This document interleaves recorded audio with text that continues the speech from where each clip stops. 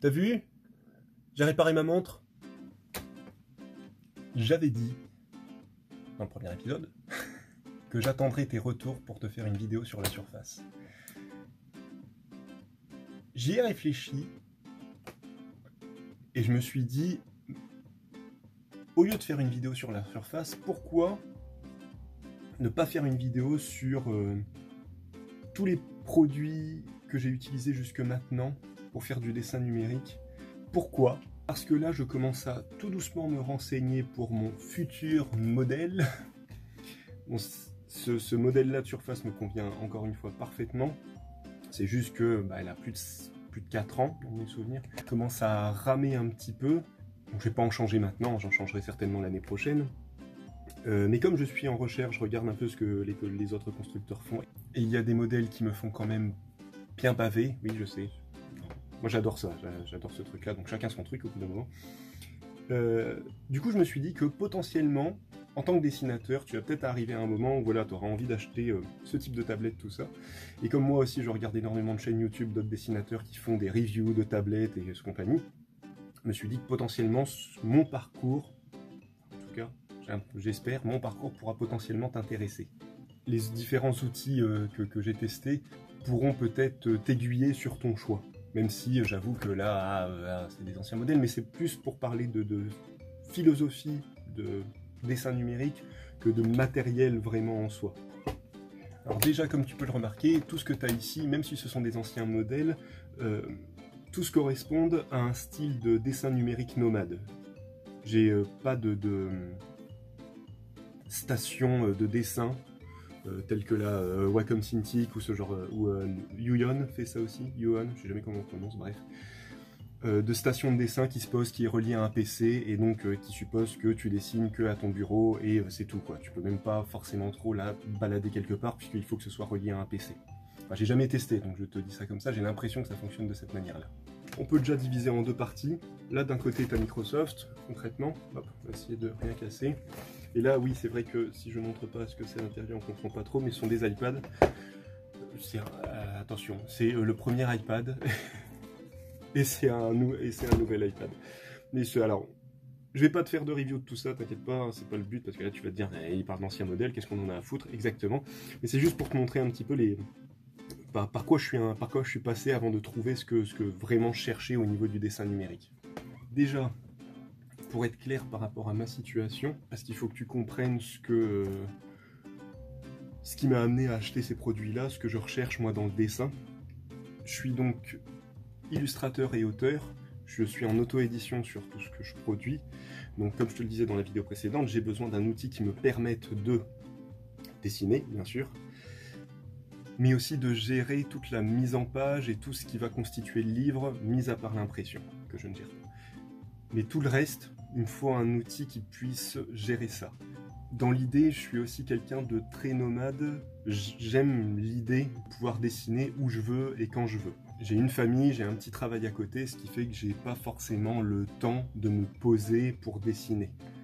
Mes sessions de dessin varient entre 15 minutes jusque 2 heures, grand max. Même quand ça dépasse 2 heures, si j'ai le temps de dessiner plus, je m'arrête parce que j'ai besoin de faire autre chose, j'ai besoin de, voilà, avant de revenir. Je fais pas partie de ces dessinateurs qui peuvent passer 8 heures sur une même illustration ou même 8 heures de travail d'affilée en fait. Moi c'est pas ma façon de fonctionner. Donc moi personnellement dans tous les outils et le matériel que j'ai acheté, en tout cas en numérique pour pouvoir dessiner, j'ai toujours cherché quelque chose que je puisse transporter, que je puisse amener avec moi quand j'ai envie, où j'ai envie, voilà, et qui tienne dans la durée. Qui soit pas forcément trop grand. Ah mais attends, j'ai oublié un truc, j'ai oublié un modèle. Attends, j'arrive. Hein. Tu bouges pas, hein. J'arrive. Voilà, j'ai oublié celui-là. C'est intéressant parce que du coup là, on a les 3 constructeurs qui en tout cas pour moi ont un peu bouleversé ma vie professionnelle au niveau du dessin.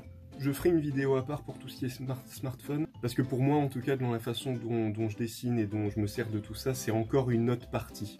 Là, c'est vraiment la partie sur laquelle je vais vraiment travailler professionnellement. La partie smartphone va plus m'aider dans les idées, la conception, les idées de base, toute la mise en place d'une idée d'un livre, voilà. Mais je t'en parlerai dans une autre vidéo de tout ça. Alors, je vais passer rapidement sur chaque outil parce que la plupart sont encore une fois voilà, anciens. Encore une fois, je vais pas te faire une review dessus, ça n'a pas de sens.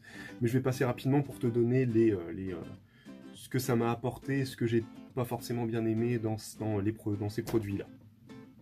C'est parti. Alors on va commencer avec ce modèle, c'est une tablette Fujitsu, bien avant l'iPad, je te parle de ça, ça date de 2007, 2008 je crois.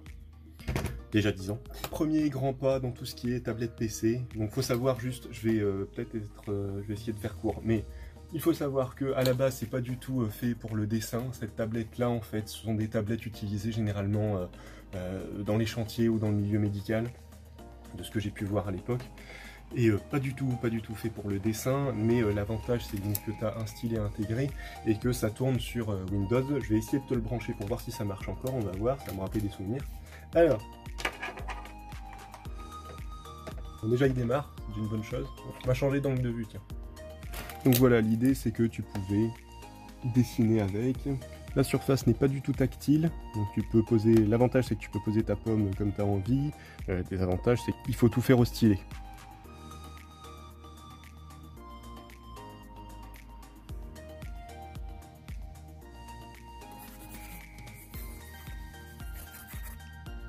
Et ça marche encore vachement bien quand même.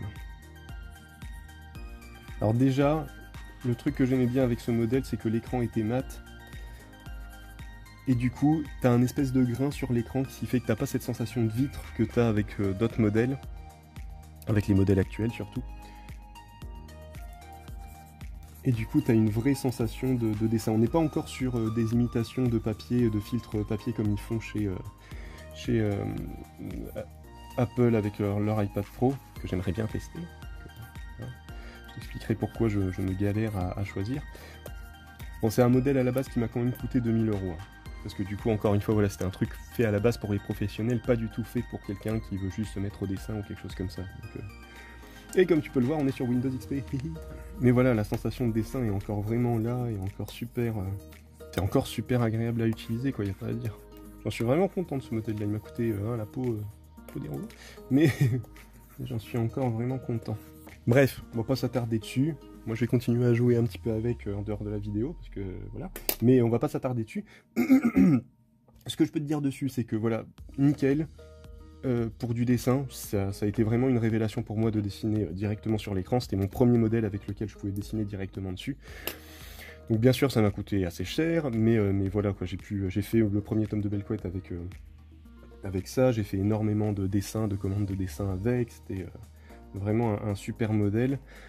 Il n'y a pas de clavier, comme tu peux le voir, le modèle n'était pas du tout fait pour. Tu peux connecter des choses en Bluetooth, mais ça reste compliqué. T'as pas de pied, t'as rien, donc tu peux pas le mettre bien. Et comme tu peux le constater, voilà, la dalle, le problème des dalles mat, j'ai l'impression en tout cas, le problème des dalles mat, c'est qu'elles sont un peu sombres. En tout cas, là c'est vraiment un vieux modèle, donc du coup tu vois, voilà, l'écran un peu morflé. Je sais pas si on le voit, mais il y a des rayures un petit peu partout. Dû au fait que voilà, à force de dessiner comme un foufou dessus. Bref. Donc très intéressant. Qu'est-ce qui m'a fait changer de modèle, c'est que Windows XP ça commençait à être un peu vieillissant. Là ça va pour du croquis, mais dès que tu fais de l'illustration un peu plus poussée avec une résolution assez conséquente, ça galère quand même.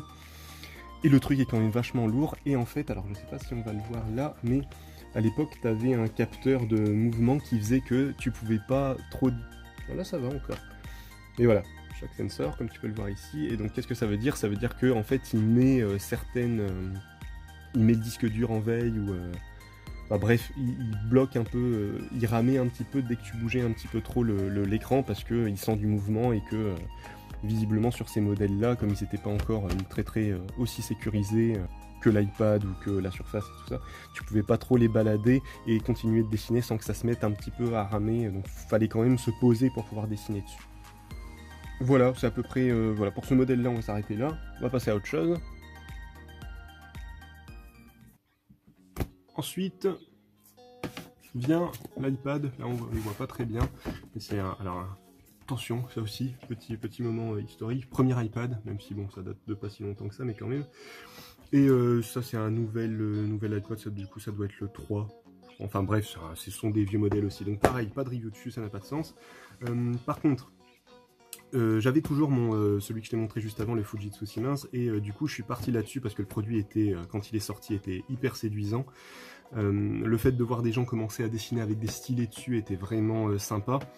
Même si en effet t'as pas l'iPad n'a pas été conçu pour être utilisé avec un stylet, c'est une tablette tactile, première tablette tactile. J'ai enlevé le premier modèle, on n'en a rien à faire en fait. Comme tu n'as pas de stylet et de niveau de pression, sur la tablette, t'as pas un stylet qui est adapté à ça, sauf maintenant sur les iPad Pro, c'est assez intéressant, j'y reviendrai peut-être. Ce qui était hyper séduisant quand l'iPad est arrivé, c'était bien sûr le format, avoir un truc que tu peux pour le coup balader partout, qui est pas trop lourd. La qualité de l'écran, qui était vraiment super, même encore maintenant, il y a... voilà quoi. Il n'y a rien à dire de ce côté-là, mais pas de stylet, donc pour mes usages, c'était un petit peu compliqué. Tout ce qui était Surface, tablette Samsung n'était pas encore développé, enfin tablette Android, tout ça n'était pas encore développé, du coup j'avais que ça entre guillemets à me mettre sous la main en termes de tablette que tu peux emmener un peu partout plus pour du loisir, pour voilà, regarder des vidéos, des mails, et moi je voulais pouvoir dessiner dessus. Malgré le manque de stylet, on s'est quand même retrouvé avec pas mal d'artistes de tous bords pour le coup, et géographiquement éparpillés un peu partout, États-Unis, Australie. On s'est retrouvé, c'était une galerie Flickr à l'époque, et qui s'appelait Finger Painting, et donc c'était la peinture au doigt en fait dans l'idée. On s'était retrouvé avec tout ce qui était iPad et surtout iPhone, pour dessiner et montrer ce qu'on pouvait faire sur l'iPhone. Il y a eu des expositions qui ont été organisées, il fallait en avoir eu en France, puis finalement ça s'est pas fait, mais il y a eu des expos aux États-Unis, bref. Donc tu avais quand même des applications faites pour le dessin. D'entrée de jeu, hein, c'est apparu très vite. La première, je vais juste te montrer celle-là, du coup la première c'était Brushes, on dit, bref. Une vraie application de dessin, avec une gestion des traits, alors pas de pression, donc du coup en fait, si je me souviens bien, tu gérais la finesse du trait avec la vélocité de ton trait. Plus tu faisais un trait rapide, plus le trait était fin, plus tu étais lent, plus il était gros. Donc c'était juste... c'était pas... J'allais dire c'était pas cohérent. Si, c'est vrai que quand tu dessines vite, ça fait un trait fin des fois. Mais ça n'avait pas de sens en fait. Mais c'était pour pallier au manque de pression. Sur le stylet. Sur la tablette, n'importe quoi. Mais donc, pas de stylet. Donc c'était intéressant, mais voilà, très léger au niveau possibilité de faire quelque chose de pro là-dessus, quoi. Parce que même les stylets qu'il y avait dessus, t'en avais deux qui étaient vraiment intéressants. T'avais un premier stylet qui en fait imitait, je sais plus avec quelle technologie, mais imitait ce que tu pouvais obtenir avec en y allant avec le doigt. Mais du coup c'était pas du tout précis, c'était un bout rond qui devait faire dans mes souvenirs 6 mm, 5-6 mm, donc c'était quand même assez épais, et c'était voilà. Et tu remarques voilà, que tu as quand même si c'est une première application, tu as du lag sur le truc, donc tu avais ce lag là, avec, il y a vraiment quand il va doucement que ça suit, mais dès que tu vas un peu vite ça lag, et tu avais ce lag là avec le stylet. Le deuxième stylet c'était un stylet Dagi. Le premier il s'appelait le stylet Pogo dans mes souvenirs, et le deuxième c'était un stylet Dagi, et le Dagi en fait c'était une pointe plastique qui pareil, via sa surface reproduisait le principe, voilà le doigt, je me rappelle plus de la technologie, on s'en fout. Et en fait c'était un truc, ils avaient fait une espèce de cercle plastique transparent avec une cible du coup qui te permettait de voir au travers du cercle qui était quand même assez épais. Ça te permettait d'être un peu plus précis, mais tu n'avais quand même pas de pression, et donc c'était pas forcément intéressant. Mais bon, ça m'a permis de faire quelques trucs sympas quand même, notamment sur tu vois, des essais pour des clients, des petits croquis comme ça, des choses entre guillemets un peu plus poussées, même si ça date et même si le résultat n'est pas non plus hyper performant. Enfin bref, voilà. Du coup, je faisais tout ce que j'avais à faire en pro sur ma tablette Fujitsu que je t'ai montré juste avant. Et quand j'avais envie de m'amuser un petit peu, je faisais des trucs sur l'iPad. Mais voilà, très vite, j'ai eu envie d'avoir quelque chose de plus... garder ce format-là qui était intéressant, mais d'avoir quelque chose de plus performant.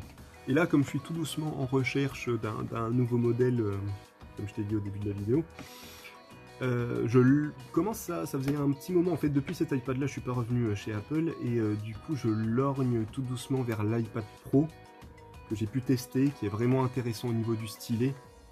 Il y a une vraie, sais pas comment le qualifier, je me suis pas assez renseigné sur la technologie, mais tu as vraiment cette sensation de dessiner avec un crayon, même si c'est encore une plaque, c'est du verre, hein, je crois encore, mais bref, c'est une plaque lisse. Donc ce qui fait que des fois, tu as vraiment la sensation de dessiner quand même sur une vitre, donc tu es entre deux, mais le combiné stylet avec en plus les applications comme Procreate et je sais plus le nom de l'autre, mais bref, tu as vraiment de ce que j'ai vu en vidéo et de ce que j'ai pu tester, tu as vraiment un rendu vraiment intéressant. Donc voilà, donc j'allais te dire, d'après moi, si tu bosses sur un MacBook ou si si tout ton écosystème est chez Apple, oui, ça vaut carrément le coup de partir sur un iPad Pro plutôt qu'une tablette, une Intuos ou une Wacom. Je pense que c'est quand même plus intéressant au niveau expression, sensation du trait. Moi, c'est pas mon cas. Moi, je suis sur PC, ça a été un des soucis en fait de l'iPad, c'est que je suis pas du tout familier de l'écosystème Apple et encore moins de cet écosystème tablette qui est au final quand même plus axé pour du loisir que pour du professionnel. En tout cas, de ce que j'ai remarqué, j'ai pas testé les derniers modèles, mais de ce que je vois dans les vidéos, la plupart du temps, les gens en parlent en tant que tablette pour du loisir, pour à la limite répondre à des mails.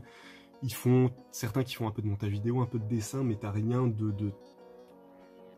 Je sais pas si par exemple ce serait intéressant, si t'as un iPad Pro, ça m'intéresserait de savoir si tu peux carrément par exemple créer un bouquin à partir de ça. C'est-à-dire faire tes dessins dans une bonne résolution, ensuite les assembler en PDF et pouvoir envoyer ça à un imprimeur. Voilà pour ce modèle, Pour les produits Apple, je suis vite passé à autre chose parce que ça correspondait pas finalement ça ne correspondait pas à ce que je cherchais dans le dessin. Et dernière chose, ça a beaucoup évolué maintenant, mais à l'époque le système était quand même ultra fermé. C'est-à-dire que moi je me souviens que le partage entre les différentes applications avait énormément... c'était que les applications ne communiquaient pas entre elles. Il a fallu attendre un petit moment pour que ça arrive. Donc ça a aussi été un truc où au final il fallait que je pouvais pas par exemple balader un fichier PSD à travers différentes applications. Il fallait que je l'enregistre en fichier image et donc à chaque fois je perdais en qualité pour pouvoir l'imprimer plus tard. Voilà. Donc voilà pour l'iPad. Hop. Suite à ça je suis passé à une Surface Pro dont je vais te parler dans quelques instants, mais entre temps, pour rester dans l'écosystème un peu tablette, un peu loisir, mais pour te montrer un peu ce que fait Android dans le même esprit.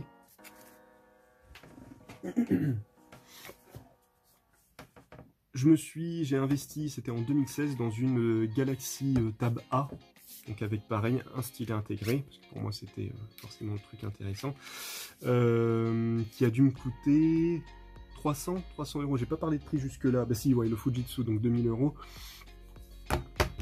L'iPad c'était quoi? C'était, je sais plus, 600, je crois, un truc comme ça. On fait du pognon, hein, cette histoire.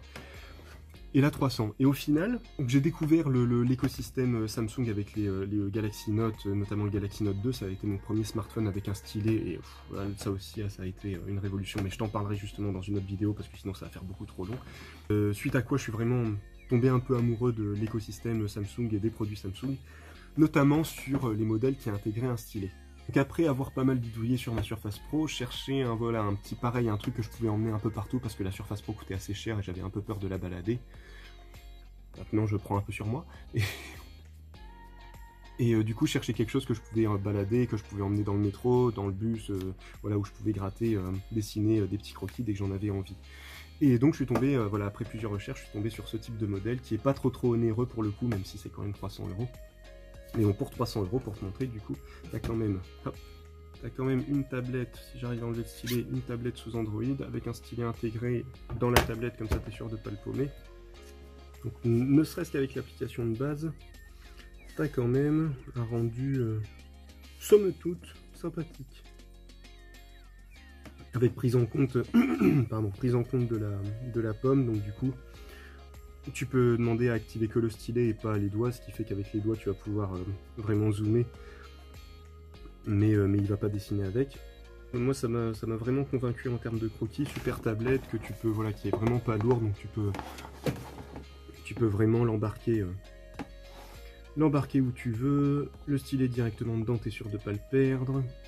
Je crois qu'au niveau RAM t'es à 4 Go de RAM, donc c'est suffisant pour faire du croquis, c'est suffisant. La tablette rame quasiment pas, même encore maintenant, alors qu'elle a bientôt 3 ans. T'es sur un écosystème Android, donc moi personnellement je préfère l'écosystème Android à l'écosystème Apple, ne serait-ce parce que tu peux...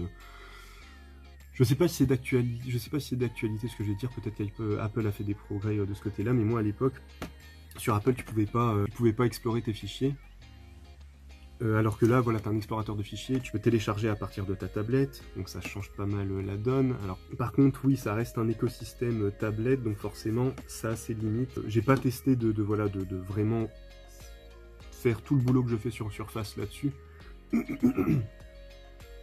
Parce que c'était pas le but à la base, le but c'était d'avoir une tablette sur laquelle je peux croquer 2-3 trucs et l'emmener un peu partout. Du coup, je l'utilise plus trop maintenant, j'essaye de tout, de me focaliser vraiment sur la surface et de faire tout dessus. Parce que c'est chiant de devoir prendre plusieurs tablettes quand tu dois travailler, c'est un peu emmerdant. Par contre, pourquoi je te montre surtout cette tablette-là? Moi, ce qui m'a beaucoup intéressé, c'est que je me suis dit, voilà, là, tu as un format qui est hyper sympa à transporter, style intégré, avec un niveau de pression qui fonctionne, tu vois, qui fonctionne quand même vachement bien. C'est pas un truc hyper pro non plus, mais voilà. Pour quelqu'un qui veut s'essayer à du dessin numérique, je pense que ça vaut vraiment le coup de partir sur des produits Samsung pour le coup. C'est que 300 €, c'est 300 €, c'est quand même cher, mais c'est beaucoup moins cher que d'autres produits.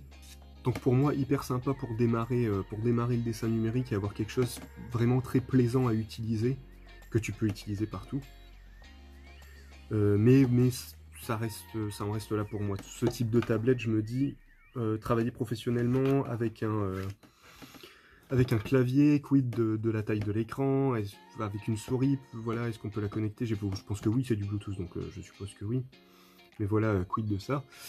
Pour faire comme pour iPad, j'ai vu que les derniers, la gamme Galaxy Tab, pour rester sur celle-là, les derniers maintenant ils ont le mode Samsung DeX.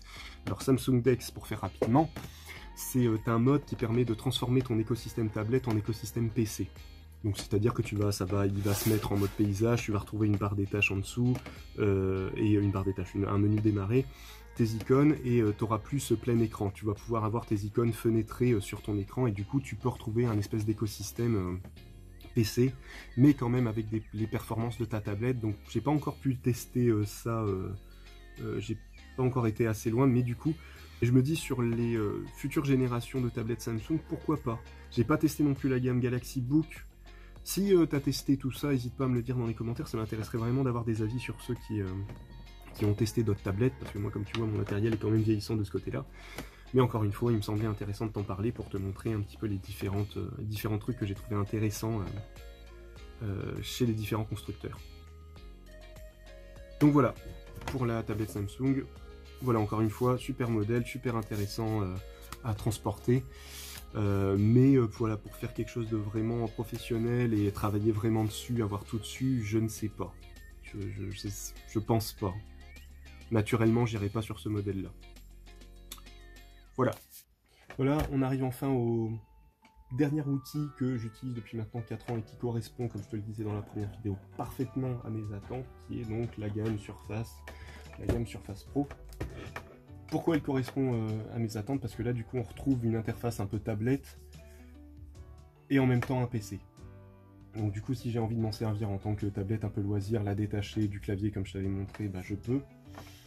Et d'un autre côté, si j'ai envie de travailler vraiment, de bosser dessus, à la manière d'un laptop ou d'un PC portable, je peux parfaitement. Il y a assez de puissance derrière pour pouvoir faire du Photoshop, pour pouvoir faire du montage vidéo. Montage vidéo, je commence à un peu galérer. Voilà, tout ça est réalisable dessus sans problème. Je me suis jamais retrouvé bloqué avec cet outil comparé aux autres tablettes que je t'ai montré juste avant. Ce qui est intéressant pour moi dans ce matériel, c'est que comme je te disais au début de vidéo, moi j'ai des sessions de dessin très courtes et souvent j'ai besoin de faire pas mal de choses en même temps. C'est-à-dire que je dessine et en même temps je réponds à des clients, j'envoie des mails. Je dessine et en même temps, comme je me mets à écrire, du coup j'écris, en même temps je dessine. J'ai besoin de pouvoir dessiner et pouvoir taper rapidement. Donc pour moi, voilà, ça correspond carrément à mes attentes, à ce que je veux faire en tant que dessinateur-auteur. Je trouve que pour moi c'est le meilleur compromis. En plus au niveau écran, on est quand même sur quelque chose d'assez grand. Quand tu vois par rapport aux autres, je crois qu'on est sur un 12 pouces. Du coup, en termes d'écran, c'est quand même pas mal. Je me tâte à prendre plus grand, mais j'ai peur que plus grand, ce ne soit pas forcément plus grand, ce sera moins transportable. Le seul vrai souci que j'ai pour l'instant avec ma Surface, et ce qui me commence à me dire qu'il va falloir que j'en change dans pas longtemps, ou au moins que je la répare, c'est au niveau de la batterie. La batterie maintenant m'offre 3-4 heures de vrai boulot, pas plus. Et encore, si je fais du montage vidéo, par exemple, je suis plus à 3 heures, à vraiment 3 heures, pas plus. Donc du coup, ouais, quand tu dois faire ça en extérieur et que t'as pas moyen de charger ta tablette, ça file vite. Donc ça, c'est un petit peu dommage. Et encore une fois, ce que je te disais, dès que je fais du montage vidéo, ça rame un petit peu, donc je me dis que bon, il commence à se fatiguer un petit peu. Même si voilà, j'en changerai pas tout de suite parce que pour l'instant, ça va, c'est pas catastrophique, tout va bien. Pourquoi j'ai choisi une Surface Pro? Parce que ce qui m'a vraiment séduit, et je m'en suis rendu compte de ça chez Apple, c'est le côté constructeur et logiciel qui font un même produit. Je pense pas que je partirais par exemple sur même si certains modèles me donnent envie, vers une tablette HP, vers un PC HP ou Asus ou tout ça, parce que bah, tu as quand même Microsoft et Asus d'un autre côté, même si à mon avis là il y a certainement des modèles qui sont très performants et qui fonctionnent très bien. Je préfère savoir que le constructeur est aussi celui qui a géré la partie logicielle, que les deux vont de pair. Et c'est quelque chose qui m'a beaucoup séduit chez Apple et que je retrouve clairement dans toute la gamme Surface Pro. Autre chose qui, pour moi, maintenant a son importance et je ne l'avais pas percuté jusque-là, c'est que il faut que le produit soit un petit peu séduisant. Alors attention, qu'est-ce que j'entends par là? J'entends par là qu'il faut qu'il te donne envie de dessiner dessus. Je me suis rendu compte de ça aussi avec les produits Apple, c'est que du coup, tu as vraiment envie de les avoir, tu as vraiment envie de bidouiller dessus, de travailler dessus. Il y a un vrai truc où tu retournes pas juste sur ton outil parce que tu as envie de travailler. Plutôt, tu retournes pas juste sur ton outil parce que tu dois travailler, mais tu y retournes parce que tu as envie de travailler, tu as envie d'en faire quelque chose. Et ça, c'est quelque chose que, voilà, que j'ai découvert avec Apple et que je retrouve vraiment avec la gamme Surface. Du coup, voilà. Pour moi, donc, c'est clairement le meilleur des mondes. Comme je te l'expliquais dans l'épisode précédent, la seule chose qui me manquait à ma Surface, c'était d'avoir un vrai clavier. Parce que le clavier de base de Surface était vraiment intéressant, mais il supposait d'ouvrir le pied, et du coup, quand tu le mets sur tes genoux, ou quand tu veux bosser en étant, je sais pas moi, assis par terre, ou voilà, bah c'est pas du tout stable en fait. C'est stable sur un bureau, c'est stable à la limite quand tu es assis sur tes genoux, mais mis à part ça, ça l'est pas plus que ça. Alors que voilà, qu'avec ce clavier, donc le clavier Bridge, donc je te remettrai le lien dans la description, te permet vraiment de réobtenir un vrai laptop, un vrai PC portable, tout en ayant cette possibilité d'en faire un mode tablette où tu peux retirer la tablette du clavier. Et du coup, tu as un vrai confort d'utilisation au niveau des touches, tu as un clavier qui est bien espacé. Le seul truc que je lui reproche maintenant, depuis quelques temps, c'est le trackpad qui est pas si terrible que ça au final. Pour avoir testé celui de toute la gamme sur Facebook, il est nettement plus agréable à utiliser, alors que là on a un rendu un petit peu plastique sur lequel les doigts butent un petit peu. Pareil, c'est du détail, mais quand tu cherches un truc, quand tu bidouilles sur ton PC, bah tu le sens. Vas-y. Ça marche. C'était ma fille. J'ai vu par contre récemment chez Apple avec l'iPad Pro et chez Samsung aussi, leurs claviers en fait ont un principe d'aimant au milieu avec une espèce de cover qui vient derrière. Et du coup, pour le coup, ça rend l'ensemble hyper solide. Le fait que ce soit un corps uni, que le clavier fasse une espèce de cover et qu'on ait le tout aimanté, bah pour avoir testé dans différentes positions, ça fonctionne assez bien. Et je me dis en effet, s'ils avaient pu faire ça pour Surface Pro, et peut-être qu'ils vont le faire, ça aurait été super intéressant. Parce que là, ce que je regrette, c'est ça, c'est juste à la limite de devoir voilà, retirer la tablette et puis la remettre après. Si je pouvais juste replier la tablette comme sur ce type, sur l'iPad, sur l'iPad Pro ou sur la gamme Galaxy Tab de chez Samsung, ce serait quand même beaucoup plus intéressant. On arrive à la fin de la vidéo.